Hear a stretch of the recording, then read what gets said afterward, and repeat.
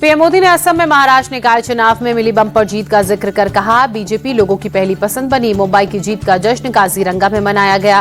PM ने मोदी कांग्रेस पर निशाना साधते हुए कहा कि कांग्रेस की नकारात्मक राजनीति को देश ने नकारा। जहां कांग्रेस का जन्म हुआ वहां पर वो चौथे नंबर की पार्टी बनी। मोदी ने कहा, कांग्रेस के पास विकास का कोई एजेंडा नहीं। कांग्रेस देश का भरोसा खो चुकी है। देश का मतदाता आज विकास चाहता है। बीजेपी पर जनता को भरोसा लगातार है और बढ़ रहा है। असम को पीएम मोदी की सौगात। कलियाबोर में काजीरंगा एलिवेटेड कॉरिडोर प्रोजेक्ट की आधारशिला रखी। 6,950 करोड़ से ज्यादा की लागत से बनकर हुआ तैयार। पीएम ने 2 अमृत भारत ट्रेनों को भी वर्चुअली हरी झंडी दिखाई। डिब्रूगढ़ से लखनऊ और कामाख्या रोहतक के बीच चलेगी ट्रेन। मुंबई में संघ प्रमुख मोहन भागवत का बड़ा बयान। कहा, जब तक भारत को धर्म ड्राइव करेगा, विश्व गुरु वो बनता रहेगा। धर्म हम सभी के पीछे की प्रेरक शक्ति। बीएमसी में फेस को लेकर सस्पेंस जारी। शिंदे गुट के सभी 29 पार्षद होटल में शिफ्ट किए गए। सीएम देवेंद्र फडणवीस ने कहा, शिंदे के साथ कोई विवाद नहीं, मिलकर काम करेंगे। शिंदे गुट के पार्षदों को लेकर संजय राउत का बड़ा बयान। कहा, कई पार्षद हमारे संपर्क में हैं। शिंदे भी बीजेपी का मेयर नहीं चाहते।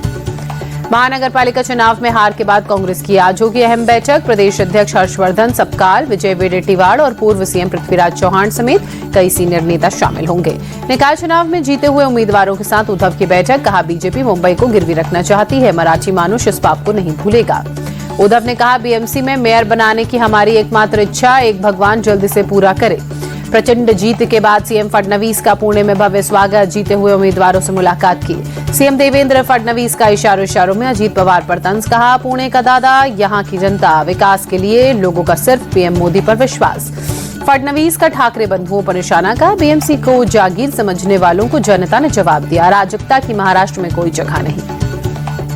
महाराष्ट्र सीएम देवेंद्र फडणवीस दावोस के लिए रवाना। वर्ल्ड इकोनॉमिक फोरम की सालाना कॉन्फ्रेंस में शामिल होंगे। दिल्ली के लिए भारत मंडपम में मोरारी बापू की रामकथा। उपराष्ट्रपति सीपी राधाकृष्णन ने उद्घाटन किया। पूर्व राष्ट्रपति रामनाथ कोविंद और जैन गुरु आचार्य लोकेश मौजूद रहे। पूर्व राष्ट्रपति रामनाथ कोविंद ने कहा, कथा विश्व को शांति और सद्भाव का संदेश देगी। सनातन महाकुंभ का उद्देश्य भारत की आध्यात्मिक नींव को और मजबूत करना। लखनऊ में हेल्थ टेक कॉन्क्लेव 1.0 को आयोजन। सीएम योगी आदित्यनाथ शामिल हुए। डिप्टी सीएम ब्रजेश पाठक भी मौजूद। बीजेपी सांसद मनोज तिवारी के घर मुंबई में चोरी। पूर्व कर्मचारी ने करीब 5.5 लाख रुपए चुराए। पुलिस ने आरोपी को गिरफ्तार किया। दिल्ली की साइबर पुलिस के हाथ लगी बड़ी सफलता। निवेश के नाम पर ठगी करने वाला अंतर्राज्यीय गिरोह पर्दाफाश उसका हुआ। 8 आरोपी गिरफ्तार। करोड़ों की ठगी कर चुका है गिरोह। लॉरेंस बिश्नोई गैंग का वांटेड शूटर प्रदीप शर्मा गिरफ्तार। दिल्ली क्राइम ब्रांच और राजस्थान पुलिस ने संयुक्त कार्रवाई की। कारोबारी से 4 करोड़ की रंगदारी मामले में आरोपी था। यूपी के बरेली से चौंकाने वाला मामला सामने आया। खाली पड़े घर को बनाया अस्थायी मदरसा। कई जुमों से पढ़ी जा रही थी सामूहिक नमाज। ग्रामीणों ने जताई आपत्ति। 12 आरोपी मामले में गिरफ्तार। मथुरा में होलैंड मार्केट में गुंडों का हमला। लाठी डंडों से दुकानदार पर अटैक। 6 से 7 दुकानदार घायल। आरोपियों की तलाश में पुलिस जुटी। ग्रेटर नोएडा में भीषण कोहरे के चलते विजिबिलिटी कम हुई। सड़क हादसे की संभावना बढ़ी। दीवार तोड़ बेसमेंट में गिरी गाड़ी। युवक की हुई मौत।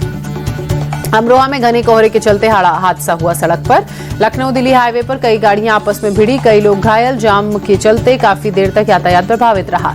नोएडा के सेक्टर 63 स्थित एक इमारत में भीषण आग लगी। आग आसमान में उठे काले धुएं के तौर पर दिखी। हादसे में किसी तरह की जनहानि की खबर नहीं। बिहार के नालंदा में नील गायों का आतंक। खड़ी फसल को नुकसान पहुंचाया। वन विभाग ने ऑपरेशन चलाकर 8 नील गायों को मार गिराया। किसानों ने थोड़ी राहत की सांस ली। पश्चिम बंगाल के मुर्शिदाबाद में लगातार दूसरे दिन भारी बवाल। प्रदर्शनकारियों ने नेशनल हाईवे 12 को जाम किया।